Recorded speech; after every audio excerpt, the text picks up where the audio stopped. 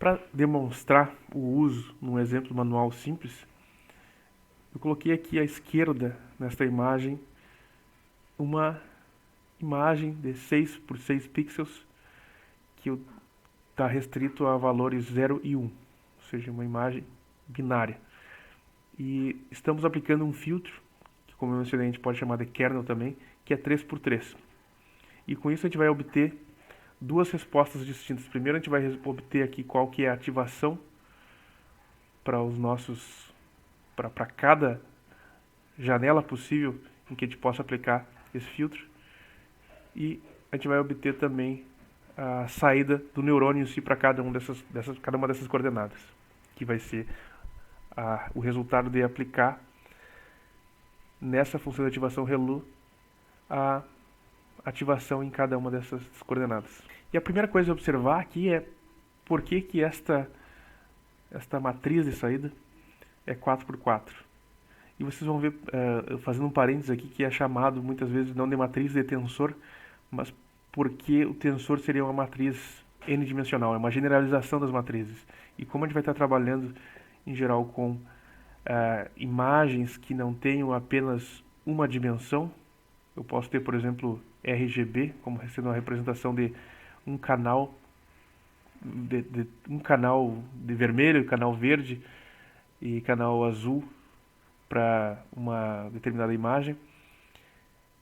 E também depois na saída das nossas camadas convolucionais eu posso ter uma profundidade que não vai ser relacionada diretamente aos canais das imagens em si, nem RGB, mas sim vai ter uma profundidade relativa ao número de features que eu quero extrair de cada imagem. Então eu vou usar o conceito de tensor. De todas as formas, neste caso aqui, eu considero de forma bem simples apenas um canal de entrada e apenas um filtro sendo utilizado, então vai ter uma matriz de saída aqui 4x4. Por que 4x4? Porque se eu for tentar aplicar esse filtro em todas as regiões possíveis aqui, eu não vou conseguir colocar, por exemplo, um filtro aqui, pelo menos dessa abordagem simples, porque eu não tenho esses valores aqui na lateral.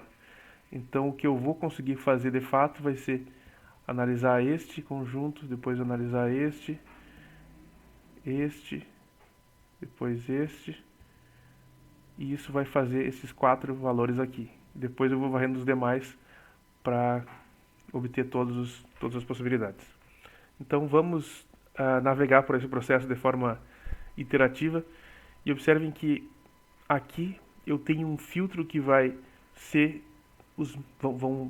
são na verdade os meus pesos que vão ser utilizados na operação do neurônio em cada região.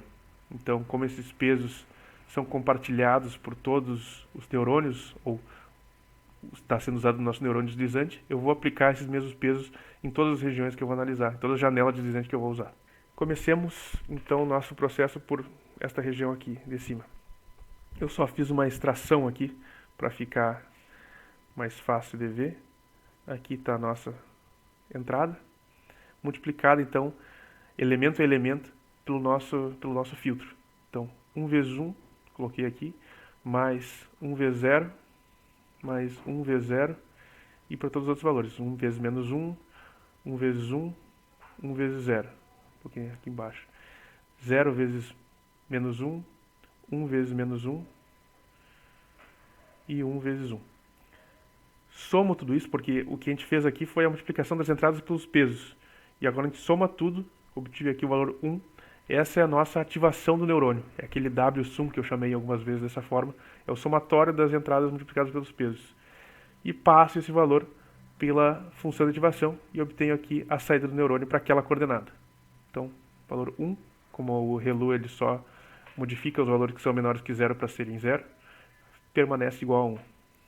Continuando agora para esta janela posicionada aqui abaixo, mais uma vez faço a multiplicação das entradas pelos pesos, obtenho 2 como resultado, passo 2 para cá e ele vai para cá também. Eu vou fazer isso ao longo de algumas iterações e conforme vá existindo algo que mereça maior atenção, eu discuto com vocês o que ocorreu em cada momento.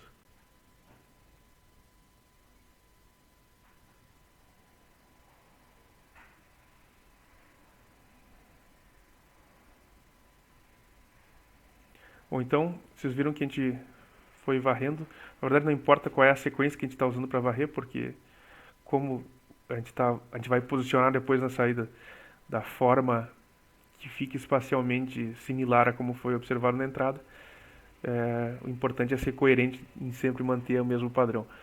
Então, as duas formas aqui, foi o primeiro caso que eu tive uma função, eu tive uma ativação do neurônio negativa e por isso, quando eu passei pela função de ativação, o valor resultou no valor zero e não no valor idêntico à ativação do neurônio. Observem que isso é exclusivo do fato de a gente estar usando a função de ativação ReLU. Caso a gente estivesse usando uma sigmoide, por exemplo, a gente teria um comportamento não tão direto, no sentido que valores maiores que zero é simplesmente o próprio valor. Então, isso fica, claro, como sendo um parâmetro à disposição do projetista escolher qual que é a melhor função de ativação. Então, continuando.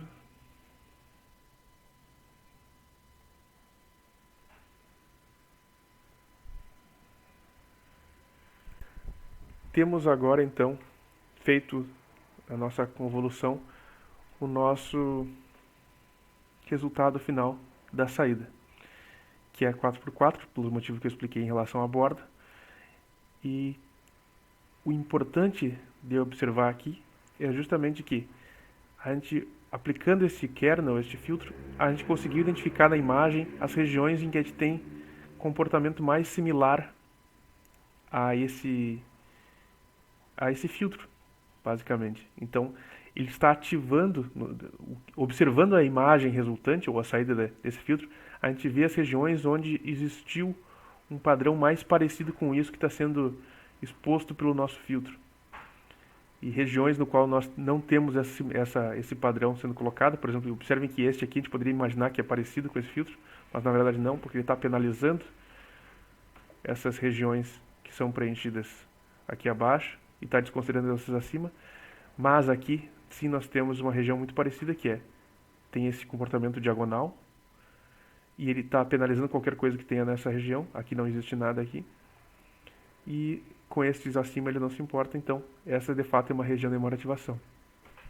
Daqui então emerge essa característica de aplicar o filtro e identificar padrões locais, não importa onde eles estejam na imagem. Se houvesse uma outra região no qual esse filtro também se aplicaria, de fato há uma região em que, não completamente, mas em grande parte, ele está ocorrendo, nós podemos identificar ele aqui também.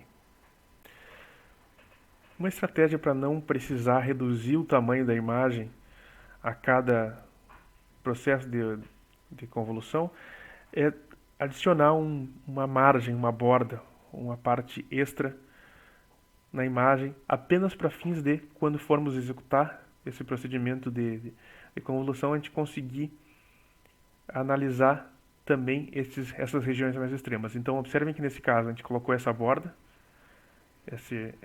este valor, esses itens, pixels extras aqui que a gente está utilizando, chamando de padding, e a gente pôde então analisar esta borda, esta região próxima da borda, e todas as outras também, que estavam antes sendo desconsideradas justamente por não ter como fechar a janela, como encaixar a janela naquele ponto. Agora a gente consegue encaixar a janela, só que esses valores aqui não são utilizados para fins de somatório, como se fosse um valor zero.